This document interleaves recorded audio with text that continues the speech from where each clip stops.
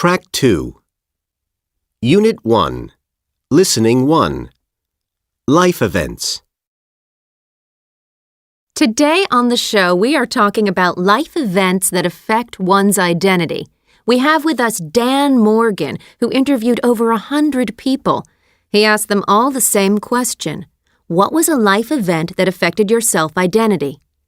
I'm wondering, Dan, did you find some common major events? Sure. Things like getting married, graduating from school, getting a job. But I also heard examples of a defining moment that changed the direction of someone's life. Like one man who told me as a boy he always wanted to be a doctor like his uncle.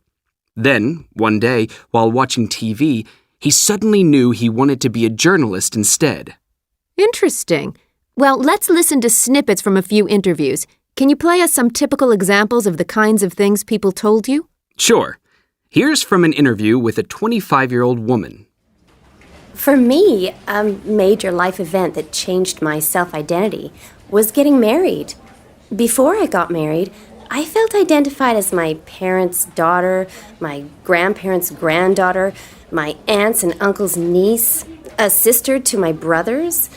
But the day I got married, I had a whole new identity with regard to my family. I was a wife. I had a husband. Once my marital status changed, I had a new role within the family structure inside the home, as well as socially outside the home. It was a huge change. So she sees her new identity as both a private and a public thing. It sounds as if it really affected her sense of herself, being married. Yeah, especially now that she is a mother with 2 children. Next, we'll hear part of an interview with a 17-year-old student. Well, a recent major life event for me was making the swim team at my school. I'd wanted to be on the team for a couple of years. I trained hard at the pool all summer, and it paid off. I tried out for the team, and I made it. At last, I can consider myself a member of the team and call myself a school athlete. Wow, that shows that willpower can really help us attain our goals. That's true. This is a good example of how, if we are determined enough, our achievements can lead to a whole new identity. All right, the next interview was with another student. Let's see. A major life event that changed my self-identity? It's gotta be the day I got my driver's license. How so? Simple. One day I wasn't permitted to drive on the streets, and the day I got my license, I could. Driving enabled me to go places and do things I hadn't done before.